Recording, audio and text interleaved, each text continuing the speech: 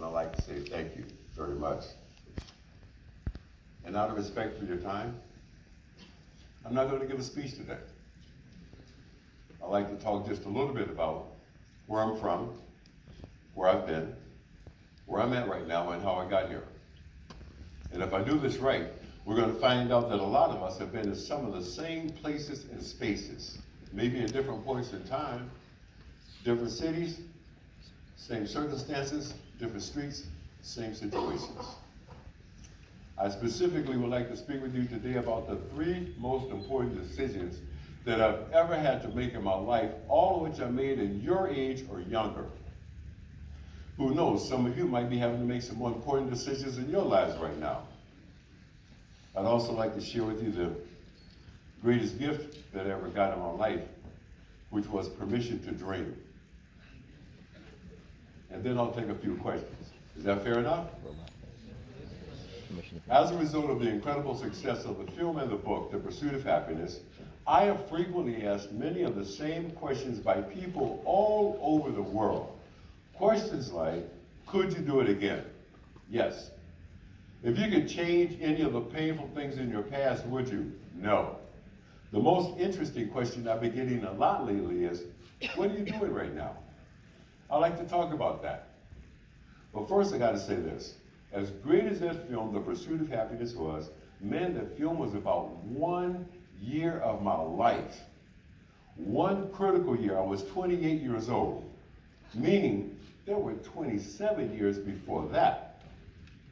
And if I had not gotten what Chuck Yeager, one of the world's greatest test pilots, once called the right stuff, the first 27 years, I would have never made it. I don't know how many of you all read my first book, The Pursuit of Happiness, but those of you who did, you met my stepfather.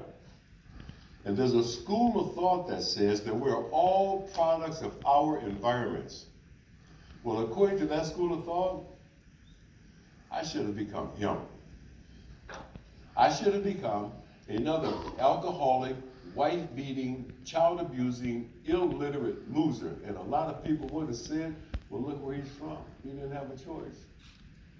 Well, I did have a choice, because I saw the light in my mother and in others with whom I did not share a single drop of blood, and I embraced it. Seeing and embracing, those are 2 separate actions. Now, some folks are going to say, well, Chris, aren't you just talking about the extended family? No, I'm not. Because just like you can have a dysfunctional family, you can have a dysfunctional extended family.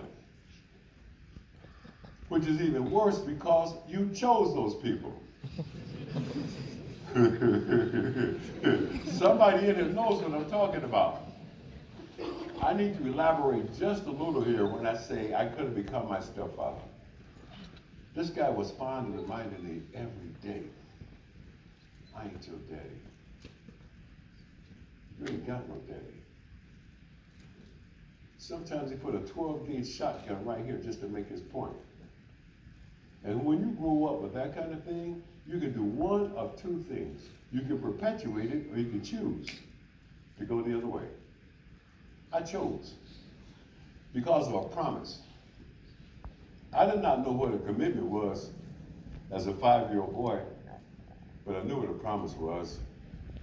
And I made a promise to myself as a 5-year-old boy that became the most important decision I've ever made in my life. That promise was, when I grow up, become a man, and have children, my children are going to know who their father is. That singularly is the most important decision that I've ever made in my life, because that did not just change my life, that changed the lives of my yet to have been born children and my grandchild. That one decision had generational impact. When I made the decision to break that one link in that chain of cycles that had plagued my family, that one link of child abandonment, all of the other associated links were instantly shattered, including child abuse, domestic violence, alcoholism, illiteracy, fear, powerlessness, and generational poverty. Let me say that another way. I made the decision that if I had to sleep in a public washroom with my child tied on my back as a 28-year-old man, I made that decision as a 5-year-old boy.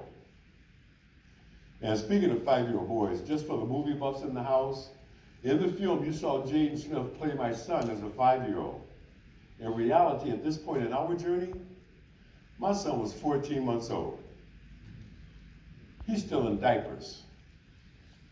That changes everything. And speaking of 14-month-old babies, man, is that just not the most beautiful little chocolate baby boy in the world? And no, that is not my son, that's me. That is me, man, and it took me a long time to realize the only person I could be looking at to make me smile like that is her, my mother, Betty Jean. Man, those eyes and that smile could either melt your heart or turn you into a pillar of salt. I had both experiences. Sony spent $100 million on marketing that film. And every place that Will Smith and I went all around the world, I talked about my mother. The wit, the wisdom, the lessons of love that she shared with me made everything else I've ever done in my life possible. Whenever I am asked, whatever made you think that you could accomplish half of the things that you have in your life, I can hear my mama's voice. I can hear mama say, son, I've had to do so much with so little for so long, I could do anything with nothing.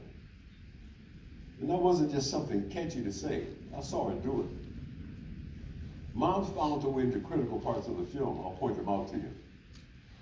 The film has often been referred to as the ultimate rags to riches story. But for me, it was never about money. For me, it was a love story about a man who was committed to giving his child something that he never had, which was a father. And that's priceless. I have to share just a few stories with you about my mom and others who helped create my spiritual genetics. And it's so remarkable to me that during some of the most empowering moments of your life, no matter how long ago it happened, you can remember it like it happened this morning. I will never forget being a young guy getting ready to watch a college basketball game. It's the NCAA Final Four. A school has come out of no place to challenge my favorite team, the UCLA Bruins. The announcer is hyping this game and talking about all the money some of these players were going to make simply because they could run and jump and shoot a ball. And I said out loud, talking to the television, wow, man, one day that guy's gonna make $1 million. Thank God my mama heard me say it. Mama heard me say it, and she said, son, you know what? If you want to, one day you can make $1 million. Whoa. Until she said those words, the thought never entered my mind. But after she said them, the thought never left my mind. Moms went on to say the most remarkable thing, which was, baby, if you want to make the team, go to the gym. But if you want to own the team, go to the library. You know what makes it so remarkable is 3 years ago, I failed in an attempt to buy an NBA franchise. I put together a group of investors, and we bid $700 million to buy the Atlanta Hawks. The idea was to buy that team and move it to Vegas. $700 million. Second highest price ever offered for an NBA franchise. $700 million and lost. And I was like, Mom, girl, you didn't tell me about this part. But that's okay. You know why? Because that was practice. Quincy Jones once told me the best singing he ever heard was Michael Jackson at practice. Phil Jackson once said the best basketball he ever saw was Michael Jordan at practice. I like practice. I'll be back soon. My mother saying to me, son, you can do or be anything. That was the greatest gift I ever got in my life because that was permission to dream. But it's also very important to say what she did not say. She did not say that you could have anything. She did not say that you could buy anything. She did not say that you're guaranteed, assured, owed, or entitled to anything. She said you could do or be anything. And for me, man, that was an even bigger statement. Because if you could do or be anything, all this other stuff will come.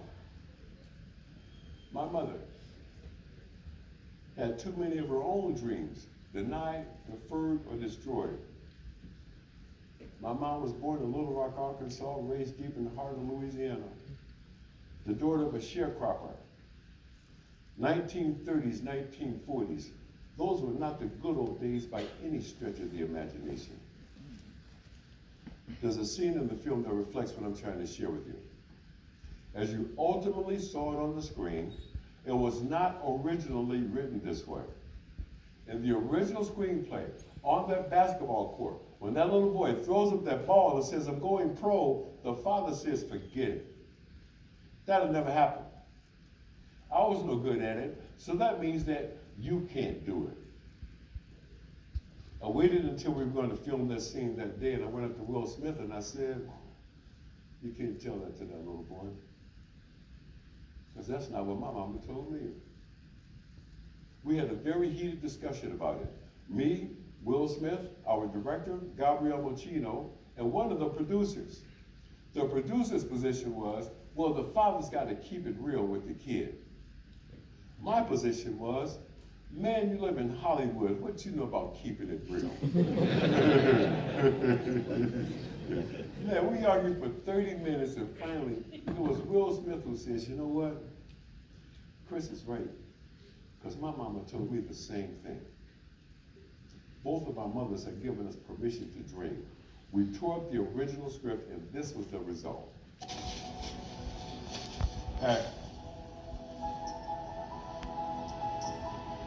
Don't ever let somebody tell you you can't do something. Not even me. All right? You got a dream, you got to protect it. People can't do something themselves. They want to tell you you can't do it.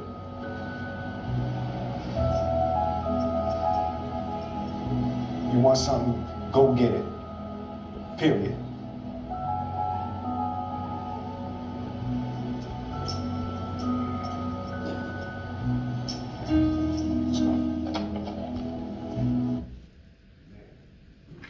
Since that day, I've had parents from all over the world say to me, I tell my little boy, I tell my little girl every day, don't ever let somebody else tell you what you can't do.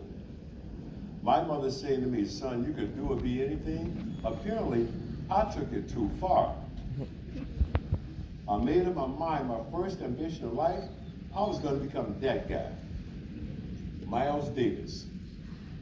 Now looking around, I see a few faces. Some of y'all might have to Google Miles. When you do, you'll find that he's universally acknowledged as probably one of the greatest jazz musicians in the history of music. Mom said I could be anybody. I chose Miles. I studied music, music theory. I played trumpet for 9 years. I got pretty good. And when I say I wanted to become Miles Davis, man, I had it bad. I had it so bad, people would ask me as a little boy, what are you going to be when you grow up? I had it so bad, I started talking like Miles, and I tell them, I'm going to be Miles Davis. Thank God again, Mama heard me say something one time. Mama heard me say it one time, and she said, son, we need to talk. We sat down at the kitchen table. Now, I don't know how this worked at your house, but at our house, when you got called to the kitchen table and it was not supper time, that was not good news. That was kind of like going to court. A ruling was about to come down. We sit down at the kitchen table. My mom says to me, with all the love that only a mother has, baby, you're pretty good with that thing, but you can't be Miles Davis. There's only one, he's got that job. And when your mama put it to you like that, you gotta feel that. I have to look at the facts. The facts were, at 18 years of age, Miles Davis was in New York City playing with Quincy Jones and Dizzy Gillespie. At the same age, I was in Milwaukee, Wisconsin, playing with some boys named Pookie and Ray Ray. hey, we were good, but it wasn't gonna happen. But it was also about this time as a young man. I heard Dr. Martin Luther King Jr. speak one night. As a matter of fact, it was the last speech he ever gave in his life. He was assassinated the very next day. He was speaking to a group of municipal employees, garbage men, down in Memphis, Tennessee. And his message to those men that night was, whatever you're going to do with your life, you should seek to become the best at it. I believe his exact words were, if you're going to be a garbage man, you should seek to become the best garbage man and sweep streets like Shakespeare wrote poetry. And right there, I made the second most important decision that I've ever made in my life. The decision was, I'm going to become world class at whatever I do with my life. Not good at it, not pretty good at it, but world class at it. And let's define world class. Someplace in our business right now, there's a conversation going on someplace around the world, and the question has come up, who's the best in the business? Somebody ought to say your name. Same conversation, same question. Who's the best in the business? If nobody says your name, then you've got work to do. Same conversation, same question. Who's the best in the business? If nobody says your name and you don't care, get out of the business. You'll never be any good. But the ultimate validation in that scenario, when that question comes up, who's the best in the business? The ultimate validation is when somebody who does not like you says your name. When the folks who will not take your phone calls are now hoping that you'll return their calls. When the people who would not hire you yesterday cannot afford you today. That's when you'll know. You know when I knew? I don't, but I'm working on it every single day. I don't spend a whole lot of time on YouTube, but I did see this one clip that kind of puts into perspective. This is what world class could look like. Whatever your trade, craft, job, position, title is, this is what world class could look like. Check this out. All right, man, did I break this thing again? Come on, man, I'm going backwards, sideways, boom. Play that for me.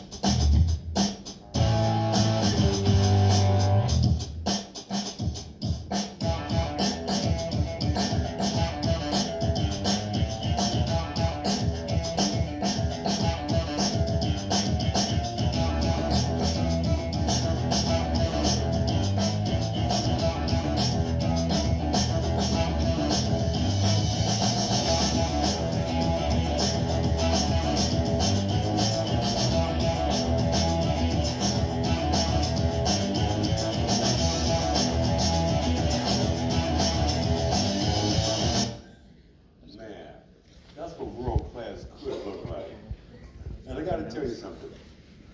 Every time I see that clip, I keep waiting for the helicopter pilot to miss that shot. He makes it every time.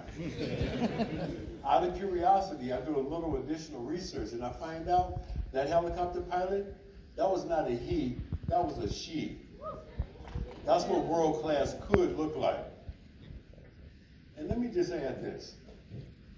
If you're in this room right now, and you're wearing this uniform right now, you're already world class. But the question is, how much better could you get and be if you chose to? If you chose to raise your personal bar above whatever the standards are, how good could you get and be and what it is you do in this Navy? My entire career on Wall Street was made possible by my career in the United States Navy. Now, I can't tell you the exact age I was when I made the third most important decision that I've ever made in my life, but I will say this. I mentioned earlier, I never knew my father, but I had these three uncles, all of whom had served in different branches of the United States military. The United States Army, the United States Air Force, and the United States Marine Corps. I found out many years later, the reason that none of them had ever served in the Navy was because none of them could swim. Think about that. You find out your heroes, Superman, Batman, and Robin, can't swim. But they made sure that I knew how. I grew up hearing all these stories about Hong Kong, Korea, the Philippines, Tokyo, Singapore. Man, going to college was never on my radar. I wanted to join the Navy and see the world. And I couldn't push that button until I turned 18 years of age. And I gotta tell you something. I joined the Navy to see the world. Most of you all are probably too young. A few of you might remember there was a Navy slogan many years ago. Join the Navy, see the world. Man, I joined the Navy to see the world. They sent me to Camp Lejeune, Jacksonville, North Carolina. But that's okay, because I know now that's exactly where I was supposed to be at that point, at that time in my life. Because I met some people I would have never met. I got some experiences I would have never gotten. And I learned some things I would have never learned had I not been there at that point, at that time in my life. Again, my entire career on Wall Street was made possible by my career in the United States military. Skills, talent, and expertise are transferable. The key is transferring those things into doing something that you're truly passionate about. I'm doing a tour right now that's having me speak at 100 high schools all across our country. The truth of the matter is, I'm probably going to blow through that number big time. But I was just speaking to a young man a couple weeks ago down in Jacksonville, and he explained to me how much he loved cooking. And one day he wanted to become a chef and open his own restaurant. I mean, that's a beautiful dream, and it can be done. I asked him, have you ever considered a career in the military? He looked at me like I had two heads. My point was, wait a minute, think about this for a second. If you're a cook on an aircraft carrier, say the USS Abraham Lincoln, built by my friends at Huntington Ingalls. If you're a cook on that ship, there are 4,000 sailors that must be fed 4 times a day. That is 16,000 meals a day. Let's say that ship's at sea for 6 months. Round it off, 180 days. How many meals is that? You look smart, tell me. 16,000 times 180 days. How many meals is that? Do it in your head. Put your calculator down. 16,000 meals a day times 180 days, that is 2,880,000 meals. Meaning you're not just going to get good at cooking. You're going to get good at time management, asset allocation, and event planning. All of which are critical components to running a successful restaurant or any other kind of business. My career in the Navy, U.S. Navy Hospital Corps, some kind of a way, I became the base proctology specialist. We all know what proctology is, right? Let's just say I started at the bottom.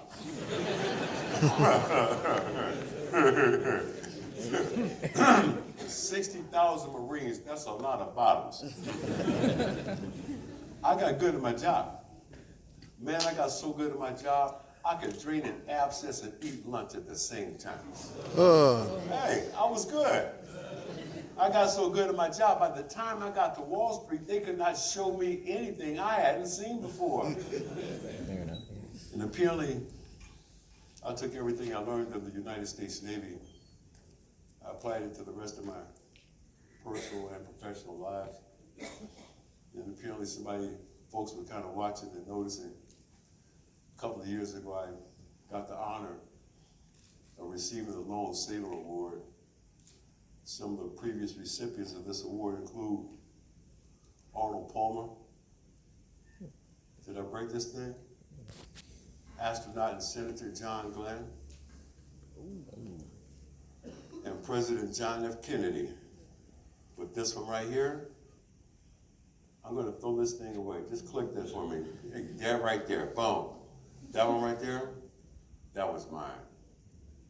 And I gotta tell you, man, I used to say to people, that was my Heisman Trophy. Nah, you don't get one of those for running and jumping and catching balls. You don't get one of those for singing and dancing. You get one of those for seizing the opportunity to be of service and seeking to create the opportunities for others. That's how you get one of those.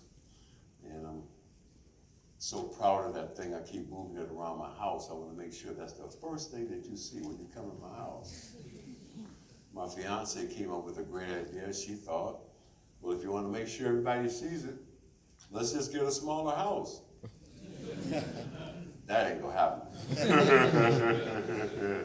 So how did I get here at what I'm comfortable calling the JFK moment in my life? First, I gotta share something with you.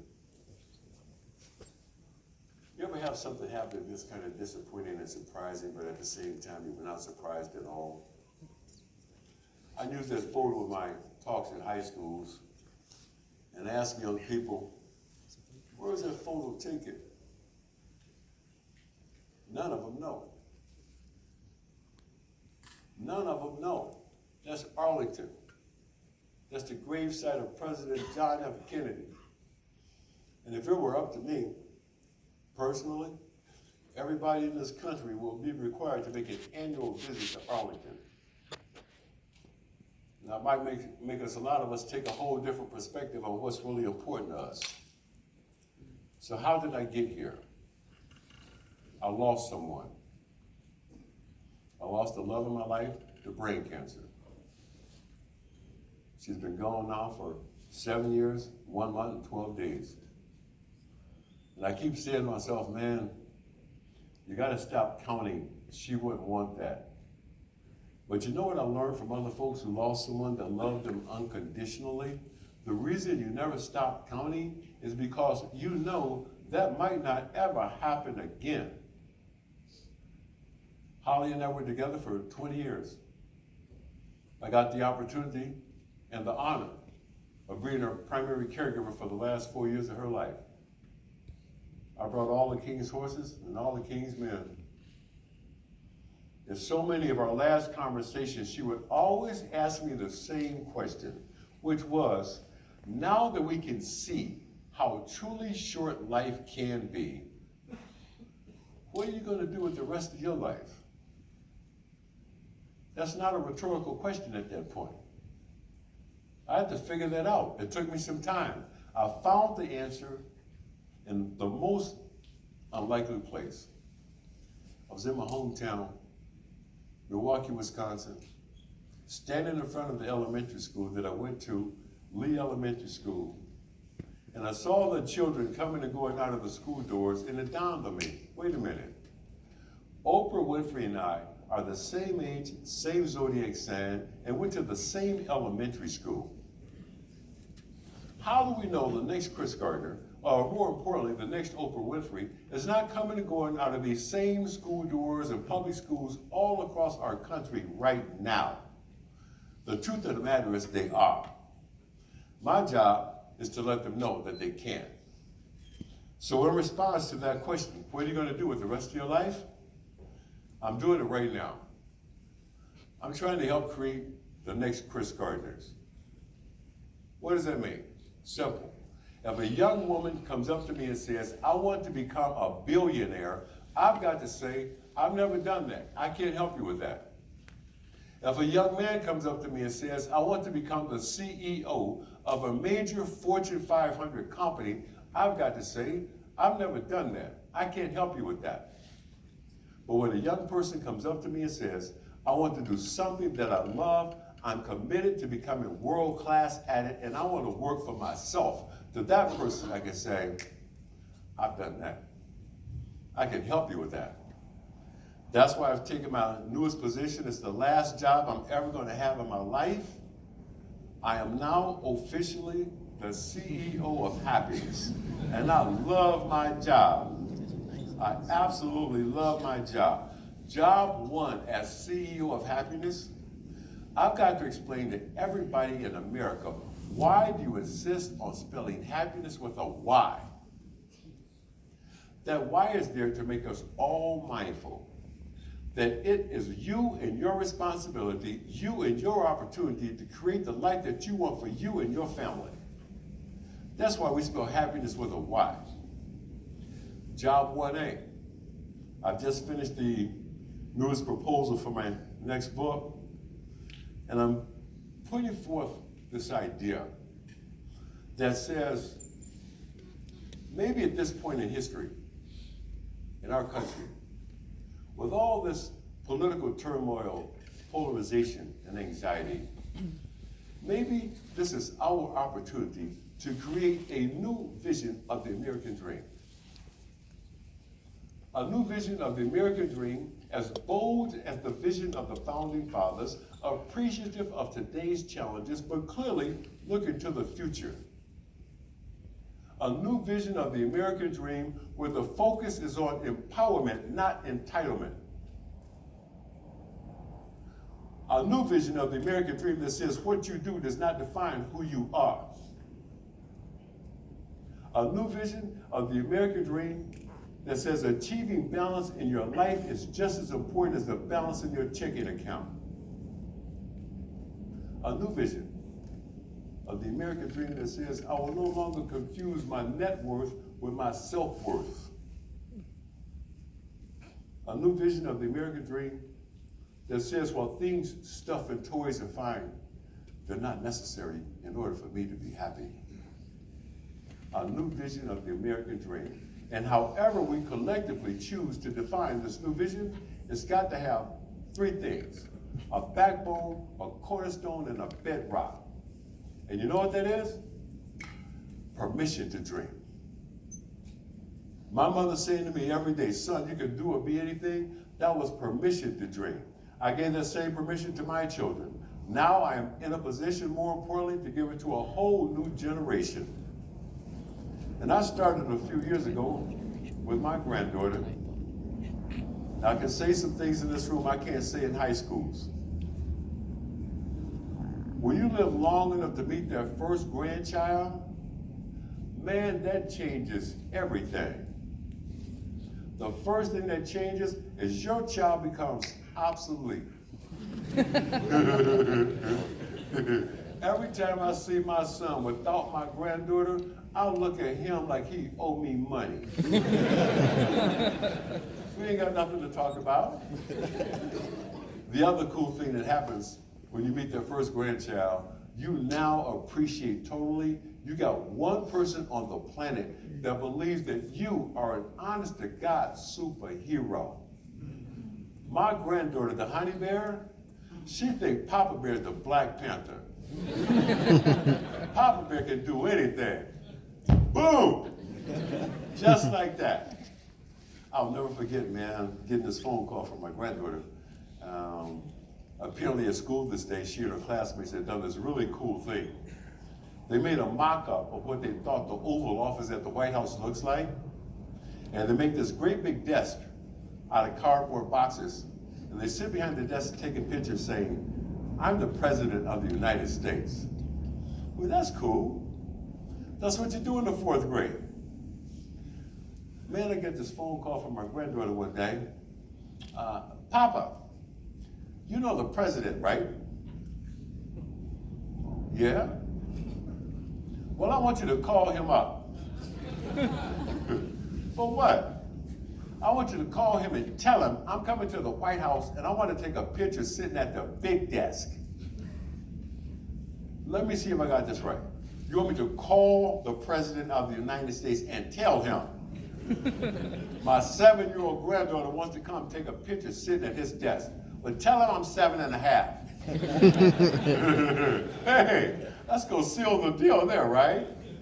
Then the other cool thing about getting to your 60s is you're old enough to know better, but you're still young enough to say, well, why not? So I make the call. And I get a call back, come on down.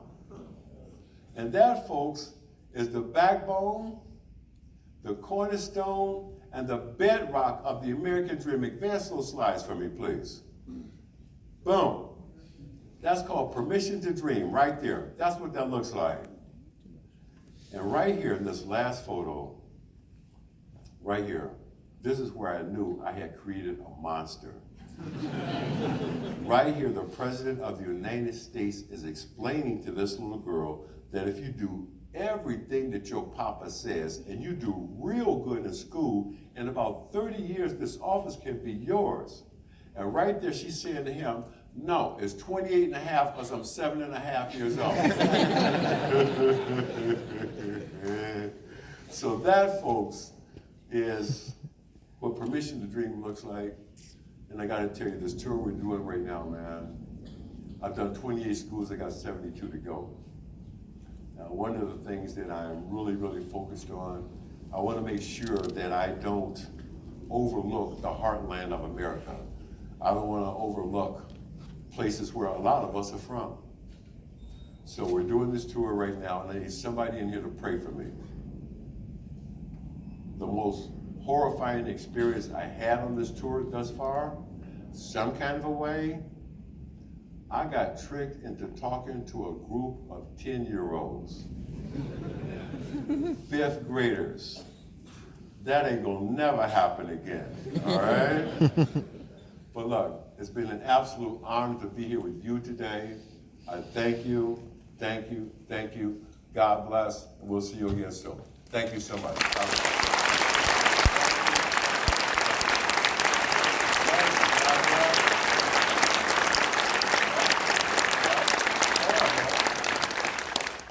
The Admiral just let me know I can take a few questions if we got time, right? We good?